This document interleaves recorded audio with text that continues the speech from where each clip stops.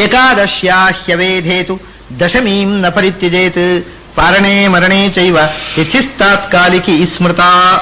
ಹಾಗಾದ್ರೆ ಇದೆಲ್ಲ ವೇದ ಇದ್ದಾಗ ಇಷ್ಟೆಲ್ಲ ದೊಡ್ಡ ಗೊಂದಲ ಮಾಡಿಬಿಟ್ರೆ, ಏಕಾದಶಿ ವೇದ ಇದ್ದಾಗ ಏಕಾದಶಿ ದಿವಸ ಉಪವಾಸ ಮಾಡಬಾರದು, ದ್ವಾದಶಿ ದಿವಸ ಉಪವಾಸ ಮಾಡಬೇಕು ಅಂತಾಯ್ತು. ವೇದ ಇಲ್ಲದೆ ಇದ್ರೆ ನಿನ್ನೆ ದಶಮಿ 55 ಗಳಿಗೆ ಇದೆ, 56 ಗಳಿಗೆ ನಂತರ ಇದ್ರೆ ತಾನೇ ವೇದ 55 ಗಳಿಗೆ, ಅದ ನಂತರ ಏಕಾದಶಿ. ಹಾಗಾಗಿ ಇವತ್ತು ಏಕಾದಶಿ ಇದೆ, ಏನು ಅಡ್ಡಿಲ್ಲ. ವೇದ ಇಲ್ಲದಿದ್ರೆ ಏಕಾದಶಿ ದಿವಸವೇ ಏಕಾದಶಿ ಮಾಡ್ರಿ, ಉಪವಾಸ ಮಾಡ್ರಿ. ಏಕಾದಶ್ಯಾಹ ಅವೇಧೇತು ದ್ವಾದಶೀಂ ನ ಪರಿತ್ಯಜೇತ್. ಅಂಥ ಸಂದರ್ಭದಲ್ಲಿ ದ್ವಾದಶಿ ಬಿಡಬೇಡಿ, ಇಲ್ಲದಿದ್ರೆ ತ್ರಯೋದಶಿ ಹೋಗ್ತದೆ. ಇದು ಪಾರಣೆ ದ್ವಾದಶಿಯನ್ನು ಬಿಡಬಾರದು. ಕಾರಣ ಏನು ಅಂದ್ರೆ ಪಾರಣೇ ಮರಣೇ ಚೈವ ತಿಥಿಸ್ ತಾತ್ಕಾಲಿಕ ಸ್ಮೃತ ಅಂತ. ಆ ಪಾರಣೆಗೆ ಯಾವ ತಿಥಿಯಲ್ಲಿ ಮಾಡಬೇಕು ಅಂದ್ರೆ, ಈಗ ದ್ವಾದಶಿ 3 ಗಳಿಗೆ ದ್ವಾದಶಿ ಇದೆ ನಾಳೆ ಅಂತ ಇಟ್ಕೊಳ್ಳಿ. 3 ಗಳಿಗೆ ದ್ವಾದಶಿ ಆದಮೇಲೆ ಅದರ ನಂತರ ತ್ರಯೋದಶಿ ಬರ್ತದೆ. ಹಾಗಾದ್ರೆ ಅವತ್ತು ಪಾರಣೆ ಮಾಡಬೇಕು, ದ್ವಾದಶಿ ದಿವಸವೇ ಪಾರಣ ಆಗಬೇಕು. ಅಂದ್ರೆ 3 ಗಳಿಗೆ ಒಳಗೆ ಸೂರ್ಯೋದಯ ಆಗಿ 3 ಗಳಿಗೆ ಒಳಗೆ ಎಲ್ಲ ಮುಗಿದೋಗ್ಬೇಕು. ಅಂದ್ರೆ ಪಾರಣೆಗೆ ದ್ವಾದಶಿ ಪಾರಣೆ ದ್ವಾದಶಿ ತಿಥಿಯಲ್ಲೇ ಆಗಬೇಕು, ತಿಥಿ ದಾಟಬಾರದು. ಸೂರ್ಯೋದಯದಲ್ಲಿ ದ್ವಾದಶಿ ಇದ್ರೆ ಸಾಲದು. ಅದಕ್ಕೆ ಹೇಳಿದ್ರು ಪಾರಣಕ್ಕೆ ಮತ್ತು ಮರಣಕ್ಕೆ. ಒಬ್ಬ ವ್ಯಕ್ತಿ ಮೃತನಾದರೆ ಅವನು ಯಾವಾಗ ಸತ್ತ ಅಂತ ಅನ್ನೋದು ಅವ ತಿಥಿ ಯಾವುದಂತ ನೋಡೋದಲ್ಲ, ಸೂರ್ಯೋದಯದಲ್ಲಿ ಯಾವ ತಿಥಿ ಯಾವುದನ್ನು ನೋಡೋದಲ್ಲ, ಮತ್ತೆ ಆ ಸಾಯುವ ಗಳಿಗೆಯಲ್ಲಿ ಯಾವ ತಿಥಿ ಇತ್ತು ಅಂತ. ಅದರಿಂದ ಉಪವಾಸದ ಪಾರಣೆ ಮಾಡುವಾಗ ಯಾವ ತಿಥಿ ಇತ್ತೋ ಅದು ಪಾರಣ ತಿಥಿ. ಅದರಿಂದ ಅವತ್ತು ಪಾರಣೆ ಮಾಡುವಾಗ ದ್ವಾದಶಿಯೇ ಇರಬೇಕು, ದ್ವಾದಶಿ ದಾಟಿ ತ್ರಯೋದಶಿ ಬರಬಾರದು. ಪಾರಣೆ ಮರಣೇ ಚೈವ ತಿಥಿ ತಾತ್ಕಾಲಿಕಿ. ಆ ಸಮಯದಲ್ಲಿ ಯಾವ ತಿಥಿ ಇದೆ ಅನ್ನೋದು ಬಹಳ ಮುಖ್ಯ. ಇವಾಗ ಕೆಲವು ವಿಷಯಗಳಿಗೆ ಕೆಲವಕ್ಕೆ ಸೂರ್ಯೋದಯದಲ್ಲಿ, ಈಗ ನರಸಿಂಹ ಜಯಂತಿ ನಾವು ಆಚರಣೆ ಮಾಡ್ತಾರೆ. ನರಸಿಂಹ ಜಯಂತಿಯಲ್ಲಿ 2 ವಿಧ ಆಚರಣೆ ಇದೆ. ನರಸಿಂಹ ಅವತಾರ ಆದದ್ದು ಸಾಯಂಕಾಲ. ಯಾವತ್ತು ನರಸಿಂಹ ಆಚರಣೆ ಮಾಡಬೇಕು? ನಿನ್ನೆ ಸಾಯಂಕಾಲ ಚತುರ್ದಶಿ ಇದೆ, ಇವತ್ತು ಸೂರ್ಯೋದಯದಲ್ಲಿ ಚತುರ್ದಶಿ ಇದೆ ಅಂತ ಇಟ್ಟುಕೊಳ್ಳಿ. ಹೀಗೆ 2 ದಿವಸ ಬರ್ತದೆ. ಸಾಯಂಕಾಲ 1 ದಿವಸ ಬರ್ತದೆ ಚತುರ್ದಶಿ ತಿಥಿ. ನಿನ್ನೆ ಸೂರ್ಯೋದಯದಲ್ಲಿ ಇರಲಿಲ್ಲ, ಮಧ್ಯಾಹ್ನದಲ್ಲಿ ಚತುರ್ದಶಿ ತಿಥಿ. ಅಂದ್ರೆ ನರಸಿಂಹ ಅವತಾರ ಕಾಲದಲ್ಲಿ ನಿನ್ನೆ ಇದೆ, ಇವತ್ತು ಸೂರ್ಯೋದಯದಲ್ಲಿದೆ, ಇವತ್ತು ಸಾಯಂಕಾಲ ಇಲ್ಲ. ಆದ್ರೆ ನಮಗೆ ಲೆಕ್ಕ ಏನು ಅಂದ್ರೆ ತಿಥಿ ಲೆಕ್ಕ ಸೂರ್ಯೋದಯದ್ದು.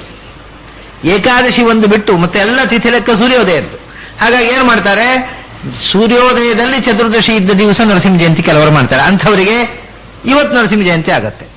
ಇವತ್ತು ಸಾಯಂಕಾಲ ಚತುರ್ದಶಿ ಇಲ್ಲ, ಹುಣ್ಣಿಮೆ ಬಂದುಬಿಡುತ್ತೆ ನರಸಿಂಹ ಅವತಾರ ಕಾಲದಲ್ಲಿ. ಆದರೆ ಸೂರ್ಯೋದಯದಲ್ಲಿ ಚತುರ್ದಶಿ ಇದೆ ಅಂತ.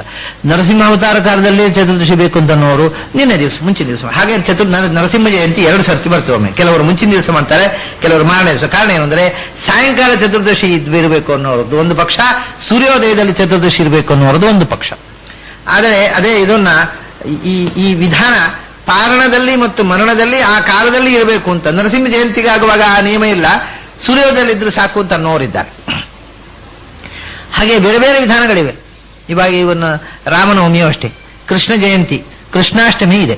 ಕೃಷ್ಣಾಷ್ಟಮಿ ಅಂತಂದ್ರೆ ಕೃಷ್ಣ ಜಯಂತಿ ಆದರೆ ಮಾತ್ರ ಕೃಷ್ಣನ ಅವತಾರ ಕಾಲದಲ್ಲಿಯೂ ಕೂಡ ಅಷ್ಟಮಿ ತಿಥಿ ಮತ್ತು ರೋಹಿಣಿ ನಕ್ಷತ್ರ 2 ಸೇರಬೇಕು. ಕೃಷ್ಣಾಷ್ಟಮಿ ಉಂಟಲ್ವಾ, ಅದಕ್ಕೆ ಏನಿಲ್ಲ ಇಲ್ಲ. ಅದು ಕೃಷ್ಣಾಷ್ಟಮಿಗೆ ಅಷ್ಟಮಿ ತಿಥಿ ಯಾವತ್ತಿದ್ರೆ ಸೇ ಅಷ್ಟೇ, ರೋಹಿಣಿ ನಕ್ಷತ್ರವೂ ಬೇಡ, ಮಧ್ಯರಾತ್ರಿ ತನಕ ಇರುವುದು ಬೇಡ. ಅದು ಕೃಷ್ಣಾಷ್ಟಮಿ ಅಷ್ಟಮಿ ತಿಥಿ ಇದ್ರೆ ಸೇ ಅಷ್ಟೇ. ಆದರೆ ಜಯಂತಿ ಅಂತ ಆಗಬೇಕಾಗಿದ್ದರೆ ಮಾತ್ರ ಅದು ರಾತ್ರಿ 12 ಗಂಟೆಗೆ ಚಂದ್ರೋದಯ ಕಾಲದಲ್ಲಿ ಅಷ್ಟಮಿ ಇರಬೇಕು, ಆಮೇಲೆ ರೋಹಿಣಿ ನಕ್ಷತ್ರ ಇರಬೇಕು. ಹೀಗೆ ಸಾಮಾನ್ಯವಾಗಿ ಜನ್ಮ ನಕ್ಷತ್ರ ಹೋಮ ಅಂತ ನಾವು ಮಾಡಿಸ್ತೇವೆ. ಅದು ಜನ್ಮ ನಕ್ಷತ್ರ ಅಥವಾ ಜನ್ಮತಿಥಿ ಆ ದಿವಸ ಸೂರ್ಯೋದಯದಲ್ಲಿದ್ದರೆ ಸರಿ, ಇಡೀ ದಿವಸ ಇರಬೇಕಾಗಿಲ್ಲ. ಒಬ್ಬ ಮನುಷ್ಯ ಒಬ್ಬ ಜನ್ಮ ನಕ್ಷತ್ರ ಹೋಮ ಮಾಡಿಸ್ತೇವೆ ನಾವು, ಅಥವಾ ಒಂದು ಹುಟ್ಟಿದಿನ ಅಂತ. ಹುಟ್ಟಿದ ದಿವಸ ಒಬ್ಬ ಹುಣ್ಣಿಮೆ ದಿವಸ ಹುಟ್ಟಿದ್ದಾನೆ ಅಂತ ಇಟ್ಕೊಂಡ್ರೆ, ಅವಾಗ ಹುಣ್ಣಿಮೆ ತಿಥಿ ಅವನು ಹುಟ್ಟಿದ್ದು ಮಧ್ಯರಾತ್ರಿಯಲ್ಲಿ ಇರಬಹುದು. ಆದ್ರೆ ಆ ತಿಥಿ ಆವತ್ತು ಸೂರ್ಯೋದಯದಲ್ಲಿದ್ದರೆ ಅವನು ಹುಟ್ಟಿದಿನ ಆಗುತ್ತೆ ಅವತ್ತು.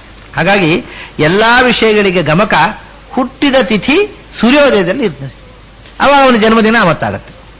ಅವನು ಹುಟ್ಟುವ ಹೊತ್ತಿನಲ್ಲಿ ಇರಬೇಕಾಗಿಲ್ಲ. ಹಾಗೇನೆ ನರಸಿಂಹ ಜಯಂತಿ ಅಥವಾ ಈ ಅವತಾರಗಳನ್ನು ಎಲ್ಲವನ್ನ ಈ ರೀತಿ ವ್ಯವಸ್ಥೆ ಮಾಡ್ತಾರೆ.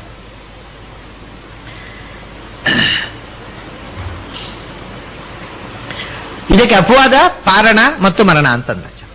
ಮರಣ ಕಾಲದಲ್ಲಿ ಯಾವ ತಿಥಿ ಇತ್ತು ನೋಡಬೇಕು ಹೊರತು ಸೂರ್ಯೋದಯದಲ್ಲಿ ಯಾವ ತಿಥಿ ಇತ್ತು ಅಂತ ನೋಡುವುದಲ್ಲ. ಹಾಗೆಯೇ ಪಾರಣ ದ್ವಾದಶಿ ಪಾರಣ ಯಾವಾಗ ಅಂದ್ರೆ ದ್ವಾದಶಿ ಮುಗಿಯೋದ್ರೊಳಗೆ ಆಗಬೇಕು. ಅವತ್ತು ಸೂರ್ಯೋದಯದಲ್ಲಿ ದ್ವಾದಶಿ ಇತ್ತು, ಮಧ್ಯಾಹ್ನ ಪಾರಣ ಮಾಡಿದ್ರೆ ಏನೂ ಉಪಯೋಗ ಇಲ್ಲ.